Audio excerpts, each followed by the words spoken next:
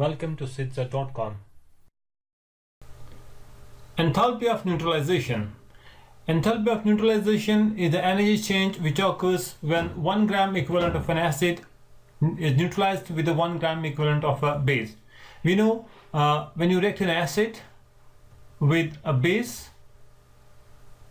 we get salt plus water. You get a salt plus water here because acid provides H plus sign, and from the base, from the alkali, you can get a hydroxide ion, so you get the water and the salt. So basically the reaction between an acid and a base, it is a reaction between the H plus sign and the OH minus sign to form the water. When we add a strong acid and a strong base, we know the strong acid dissociates completely, and the strong base or the strong alkali, it also dissociates completely. So if you carry out a reaction between the hydrochloric acid, which is a strong base, a strong acid, and a sodium hydroxide, a strong base, so what you will get? You get a sodium chloride. So you will get sodium chloride aqueous solution, and you get the water here. So basically it is a reaction between the H plus sign and the OH minus sign.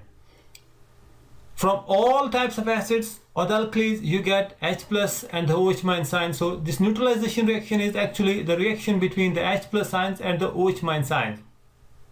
So the heat of energy that is released when 1 gram equivalent of a strong acid reacts with the 1 gram equivalent of a strong alkali, it's always negative 57.3, because 1 gram equivalent of any strong acid or the base, they contain the same number of ions. So basically this enthalpy of neutralization, you can say it is the energy change which occurs when 1 mole of the water is formed from the 1 gram, 1 mole of H plus ions and the 1 mole of hydroxide ions.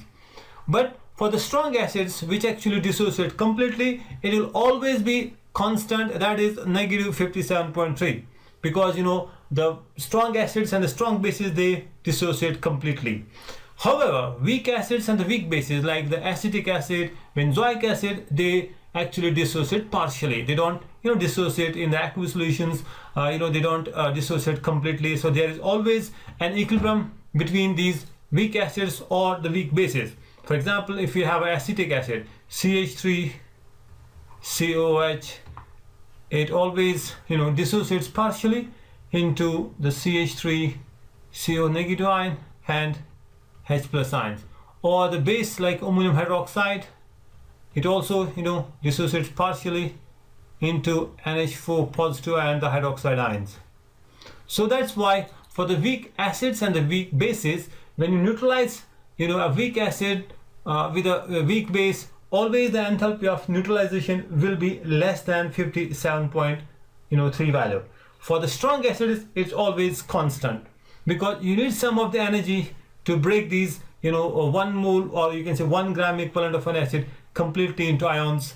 But for the strong acids, they are completely dissociated. So for strong acids, this enthalpy of neutralization is always constant, that is 57.3. So when you react to the sodium hydroxide, for example, you react to the hydrochloric acid plus sodium hydroxide, you get the sodium chloride and the water plus NaCl, and the enthalpy of neutralization here will be negative 57.3.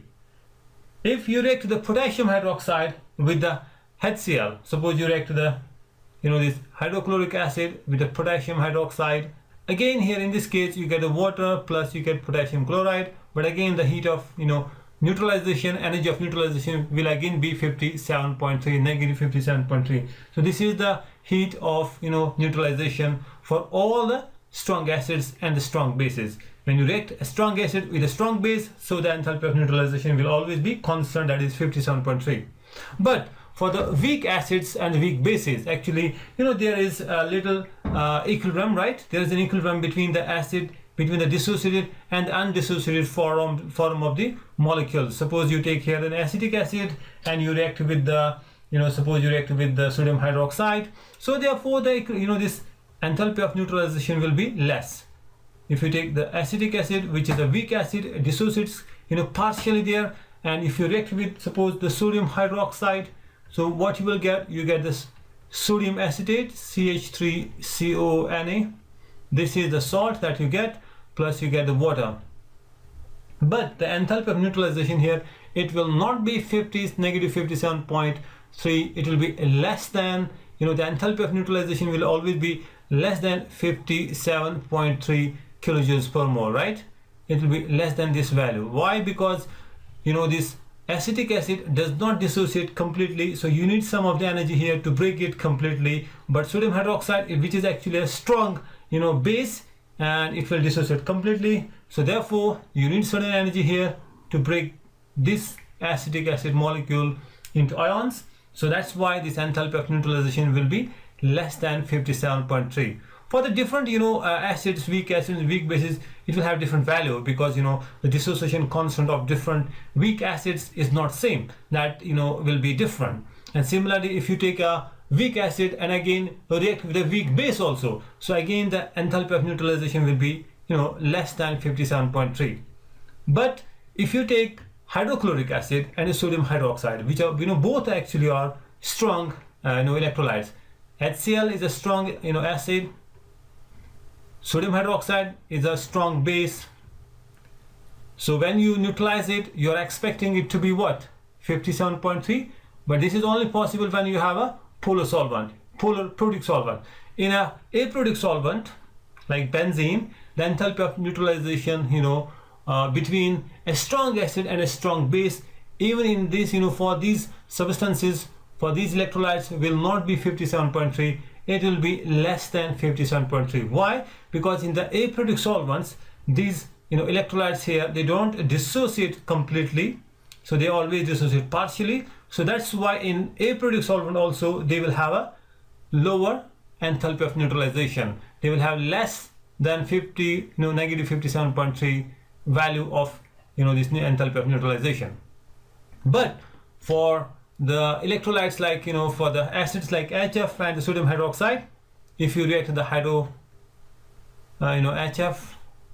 and the sodium hydroxide, you get sodium fluoride plus water. So this is a strong acid and this is a strong base. So you are again expecting it, the enthalpy of neutralization should be negative 57.3. But here in this case, it is more than what you are expecting. It's not negative 57.3, it's more than 57.3. Why it is more? Because here the fluoride ion, which is having a very small size, and it is the highest electronegative element in the whole periodic table, it will interact very strongly with the water molecules, right? In the polar solvent, right, it's gonna interact very strongly. So therefore this interaction between the solvent, the enthalpy of this hydration, enthalpy of solution for the sodium fluoride ion will be more. So that means fluoride ion being very small in size, very small in size, having a very high charge density, it will interact strongly with the this hydrogen, which has a delta positive charge, because it is a polar bond. Oxygen is delta negative, hydrogen is delta positive. So that means this fluoride ion will interact very strongly with the water molecules. So there will be a lot of release of energy in this case. So that's why the enthalpy of neutralization here is more, because the fluoride ion, the salt that you get, actually interacts with the the solvent molecules very strongly. That's why for the sodium fluoride, it will have a very high enthalpy of neutralization. It will not be negative 57.3, it will be more than that. So here's a question. We have a reaction between the HCl and the sodium hydroxide. The enthalpy of neutralization is 57.32 kilojoules, and the sodium hydroxide, ammonium hydroxide, and the HCl, it is 51.34. We have to calculate the enthalpy of dissociation of this ammonium hydroxide.